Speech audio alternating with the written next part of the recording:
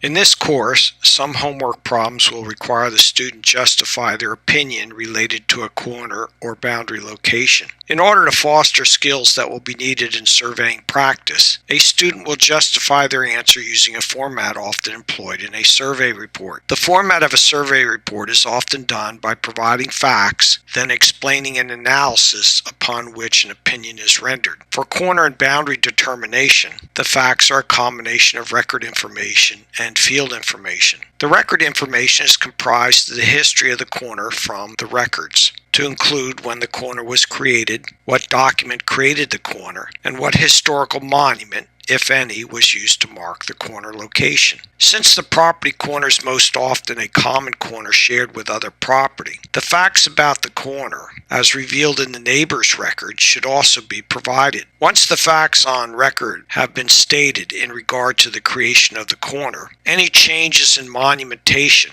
or the description of the monumentation for the corner that are revealed within the historical records is noted in the report. Next, factual information from the field is stated. Evidence such as objects found, blazes, possession lines, witness marks, etc.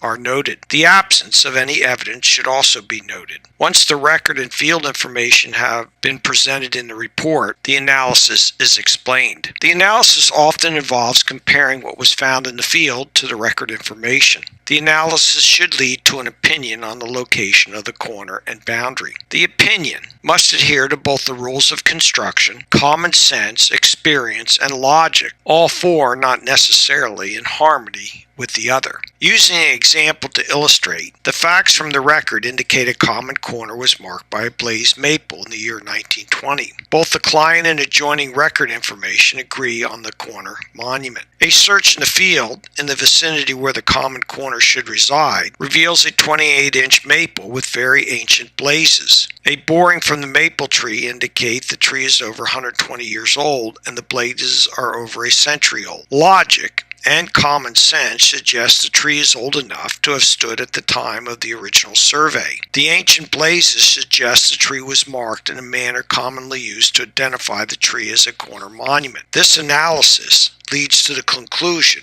that the existing maple is the same maple cited in 1920 as marking the corner. However, measurements to the maple from other corners do not match the record measurements, though the field measurements are close to the record measurements. The rules of construction hold that the position of the monument, as cited in the operative document, are superior to measurements in order to fix the corner location. The best evidence of the position of the corner is a found, undisturbed object matching the object cited in the operative document that marks the corner. Hence, the opinion should be that the position of the existing maple is the position of the property corner. Inconsistencies should be explained in order to make a compelling argument and forestall any questions about the inconsistency. In this case, a statement would be made that based on experience, the difference between the record measurements and field measurements is within reason, given the lack of care exercised in surveying at the time, rudimentary equipment used, and typical procedures employed in 1920. Finally, the report states how the corner was monumented at the completion of the surveying services. The boundary is discussed in a survey report in a similar manner.